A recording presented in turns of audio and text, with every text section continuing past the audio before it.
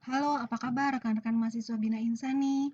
Jumpa lagi dengan saya pada pertemuan 14, di mana untuk pertemuan 14 ini pembahasan kita pada mata kuliah etika profesi IT adalah mengenai revitalisasi kompetensi profesi TIK. Revitalisasi itu artinya pembaharuan atau perubahan atau perbaikan gitu ya, terhadap kompetensi yang dimiliki oleh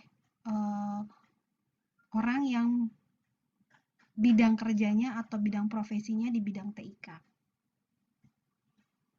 Di mana awal mulanya adalah dari dibuatnya sebuah organisasi, yaitu namanya IPKIN. Organisasi ini dibentuk pada tahun 1974, tepatnya 18 April 1974, di mana organisasi ini adalah organisasi nirlaba independen yang beranggotakan para profesional di bidang komputer dan informatika, di mana mewadahi bagaimana para pekerja-pekerja profesional di bidang TIK itu berkumpul dalam suatu wadah, kemudian menjadi tempat untuk meningkatkan atau memberikan pengetahuan satu sama lain terhadap pemahaman atau pengetahuan di bidang TIK. Kemudian asosiasi ini atau organisasi ini terus berkembang dan mulai ada kerjasama dengan beberapa asosiasi di negara ASEAN ya, dengan SEARC atau SEARC.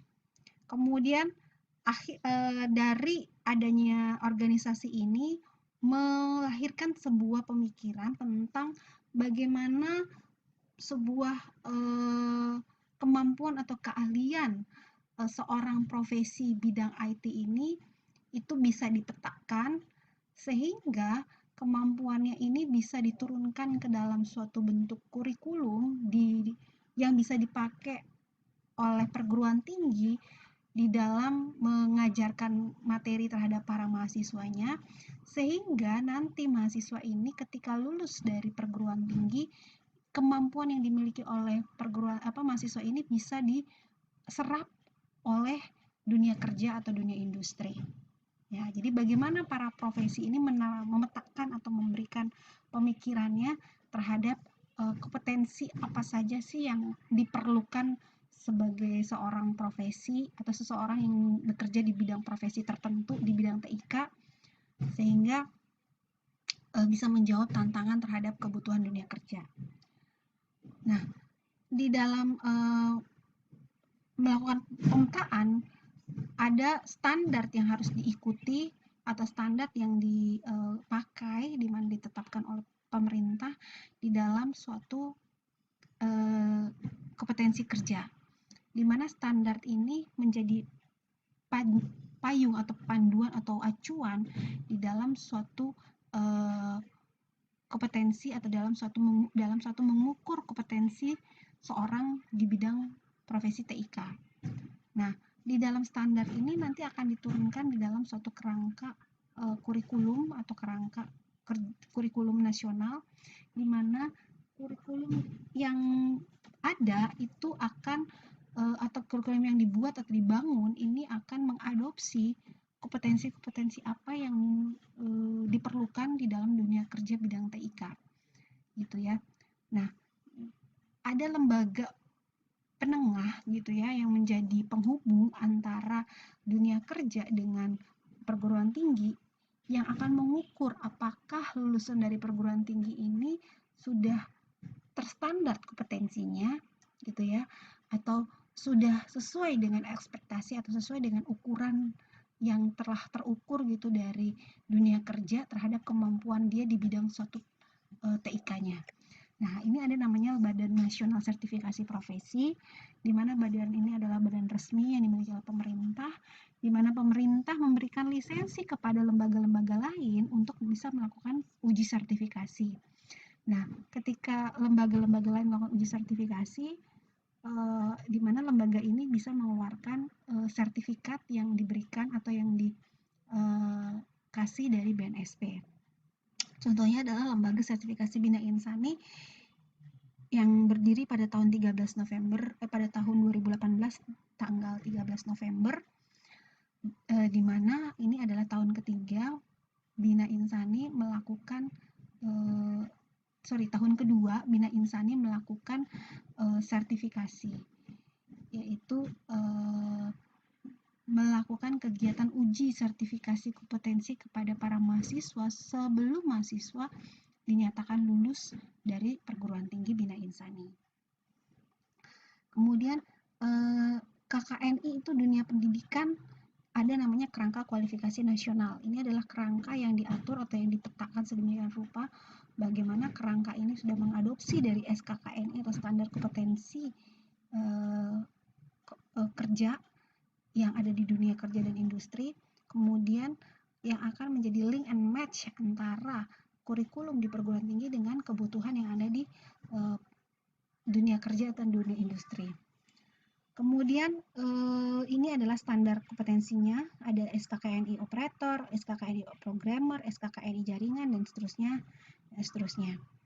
Nah, kemudian ini adalah contoh sasaran kompetensi lulusan bidang studi sistem komputer. Nah, ini adalah capaian pembelajaran yang dibedakan dari jenjang pendidikan, mulai dari diploma 1 sampai S3. Nah, kalau kalau di S1, kognitif ini adalah pengetahuannya atau kemampuan dalam mengetahui, gitu ya. Kalau afektif itu adalah kemampuan dalam melakukan inisiatif atau kreatif, gitu ya. Kemudian kalau psikomotorik itu adalah kemampuan dalam melakukan sesuatu. Nah, kalau diploma 1, kognitifnya adalah bisa mengetahui cara sebuah komputer bekerja saja itu sudah sesuai atau sudah tercapai standarnya, gitu ya. Artinya bagaimana cara mengoperasikan komputer, bagaimana cara menyalakan komputer, itu udah kemampuan secara kognitif. Sedangkan kalau afektif adalah bagaimana mempunyai keinginan untuk menyebarkan ilmu yang dimiliki ke orang lain, artinya bisa mengajarkan orang lain untuk bagaimana cara mengajarkan ke orang lain dalam menggunakan komputer. Kemudian kalau secara psikomotrik adalah bisa mengoperasikan komputer dan menjalankan aplikasi sederhana, misalkan buka aplikasi Word, buka aplikasi Excel, buka cara ngeprint, gitu ya. Nah, itu adalah tingkat yang dimiliki oleh jenjang level D1. Kemudian level D3, level S1 itu berbeda capaiannya. Nah, capaian-capaian pembelajaran inilah yang akan diturunkan ke dalam kurikulum. Kalau misalkan kurikulum D3 sama kurikulum S1 pasti beda. Kenapa? Karena capaian pembelajarannya beda.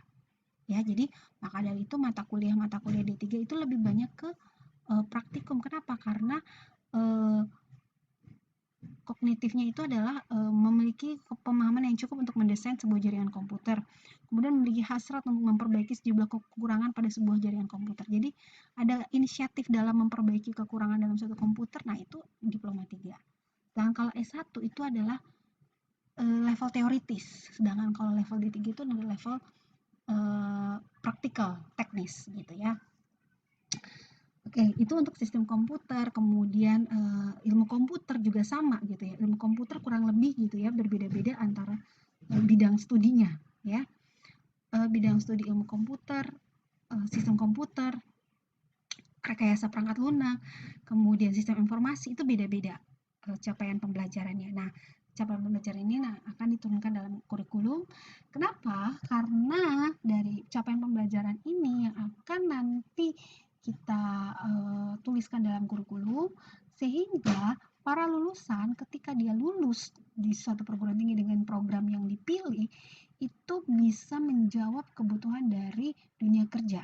Karena ketika misalkan di dunia kerja itu kalau untuk pendidikan itu sesuai dengan level kemampuannya. Di sini kalau kita lihat di dalam level kemampuannya, kalau kita buka dari di dalam internet, gitu ya. Kalau kita lihat nanti di peraturan, gitu ya, ada peraturan PP nomor 8 tahun 2012 yang menyatakan bahwa kompetensi itu adalah pengakuan yang dimiliki atau yang didapatkan seseorang dari kegiatan pendidikan maupun pelatihan kerja.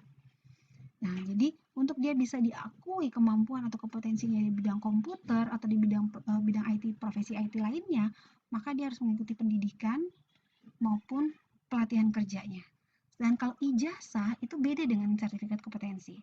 Kalau ijazah itu adalah pengakuan kemampuan seseorang terhadap capaian pembelajaran pengetahuannya melalui pendidikan, gitu ya.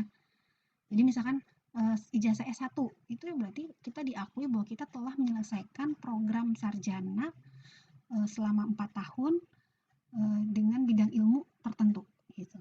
Sedangkan kalau sertifikat kompetensi itu adalah kemampuan atau keahlian kita dalam memecahkan suatu atau mengikuti suatu standar gitu ya, atau standar kompetensi yang diberikan terhadap suatu bidang profesi tertentu. Misalkan untuk standar kompetensi menjadi seorang desainer desainer grafis atau desainer grafis atau web designer gitu ya.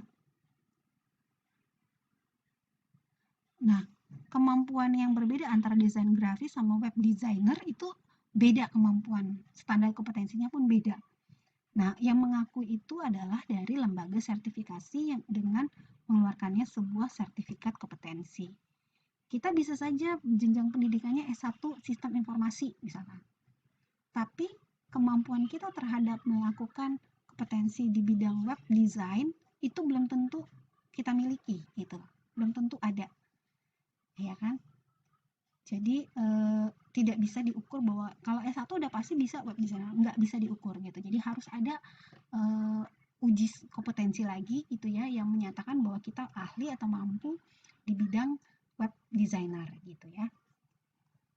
Kemudian ini kurang lebih, nah ini ada beberapa pasal dari pasal PP nomor 2 tahun 2003 tentang tenaga ahli. Jadi kalau kita mau disebut tenaga ahli, maka capaian levelnya itu adalah di sini. Kalau dalam kerangka kualifikasi nasional itu capaiannya adalah di level 7, 8, 9 itu tenaga ahli. 4, 5, 6 itu adalah teknis atau sistem analis. Sedangkan 1 sampai 3 ini adalah levelnya operator. Itu kalau di dalam jenjang KKNI. Jadi kalau kita mau di bidang tenaga ahli, maka kita harus mengambil kompetensi dengan level 7, 8, 9 ke atas gitu ya. 7, 8, 9 ini adalah disebut sebagai tenaga ahli ya.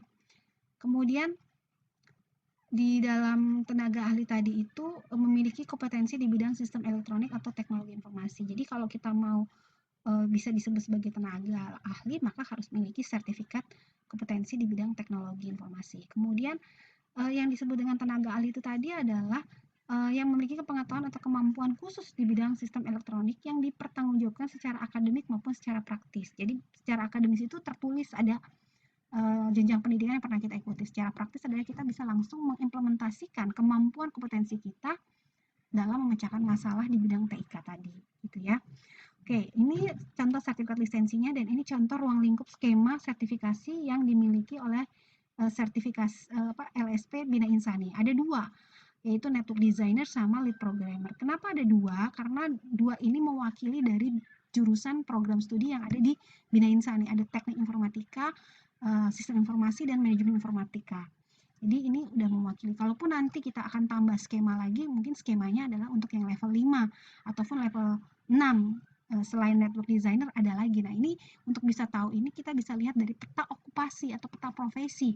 Kira-kira dari profesi apa saja sih yang paling banyak gitu ya dari jurusan program TI atau teknik informatika. Nah gitu kurang lebih ya. Kemudian ini adalah program revitalisasi. Artinya dari revitalisasi kompetensi tadi adanya perubahan-perubahan, pembaruan kompetensi yang mengikuti kebutuhan zaman gitu ya. Jadi kompetensi itu akan terus berubah atau terus update tergantung dari perkembangan zaman. Oke, kurang lebih itu penjelasan Ibu mengenai materi pertemuan 14. Jika masih ada yang ingin ditanyakan, bisa ditanyakan melalui grup WhatsApp ataupun dari forum diskusi yang disediakan di e-kampus. Dan untuk selanjutnya, silakan kalian kerjakan tugasnya yang bisa kalian akses melalui e-kampus maupun melalui e-kampus, di mana Anda kerjakan tugas dan forum diskusinya karena ini sebagai bukti kehadiran Anda di dalam ruang kelas secara virtual. Itu saja.